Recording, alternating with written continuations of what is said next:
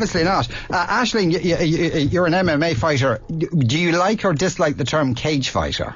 I've kind of become indifferent to it now at this stage. I think it's become a kind of widely accepted term. Sometimes you have to call yourself a cage fighter for people to realise what sport you actually do. If I say I do MMA or mixed martial arts, people tend to look at me funny. But if I'm a cage fighter, oh yeah, I watch that all the time, that's great. So, but does it actually happen in a cage? It does happen in a cage, but it's actually not made of metal or anything the way people kind of think. It's usually just foam posts and mesh. That's usually what the cage is made of, and it's takes place in that actually mostly for safety reasons, because the original kind of competitions used to be held in rings, and they found because there was so much wrestling taking place, like takedowns and different kind of submissions were happening, people were becoming injured by falling out through the ropes. So then they came up with this idea of this kind of enclosure, which they then called a cage, kind of, oh, it's a cage, one man enters, or two men enter, one man leaves, this kind of stuff, make it kind of dramatic, but it's actually just for safety reasons we fight in a cage.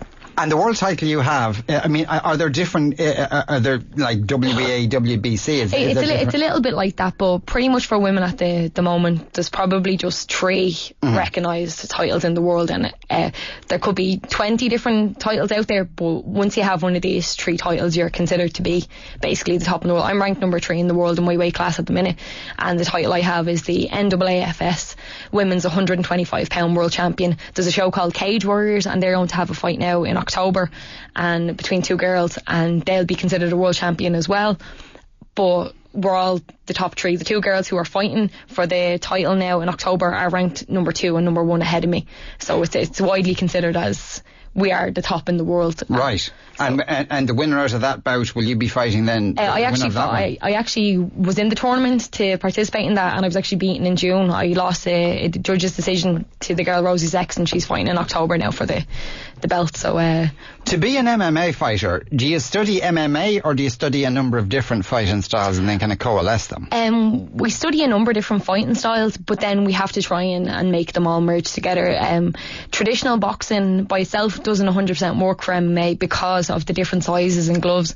Like boxing, you can cover if somebody is throwing a barrage of punches at you, where the gloves are so small that you wear in MMA, if you cover you still leave huge gaps. So there's a lot more kind of head movement and stuff involved in boxing for mixed martial arts. Obviously when it comes to say taekwondo or kickboxing or anything like that, the high kicks are sometimes utilised in MMA, but at the same time you're leaving yourself open for takedowns and stuff like that, so we have to be very careful about how much we kick above the waist.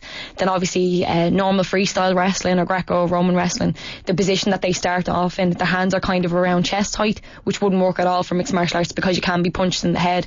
So you have to try and create a different kind of form of wrestling where you can wrestle still properly but your hands are up. And then obviously then on the ground we have things like judo holds and Brazilian jiu-jitsu submissions, but then at the same time you can be hit on the ground, so you have to be very careful about what kind of submission you're going for, because you might go for a submission that would be effective in judo or jiu-jitsu, but because the other person can punch you on the ground to escape, it might not work as well for mixed martial arts. So everything kind of becomes refined. Are the rules anyway different for the women's version of the sport than the men's? No, the rules are exactly the same for the women as the men's, which I'm very happy about, because there was kind of maybe a few years back when I kind of started, there was some controversy over like maybe the women were getting shorter rounds, there was no striking involved on the ground, and then sometimes the women would have to wear bigger gloves, which I thought was ridiculous. So now we have pretty much and most of the training you've done has been in this country?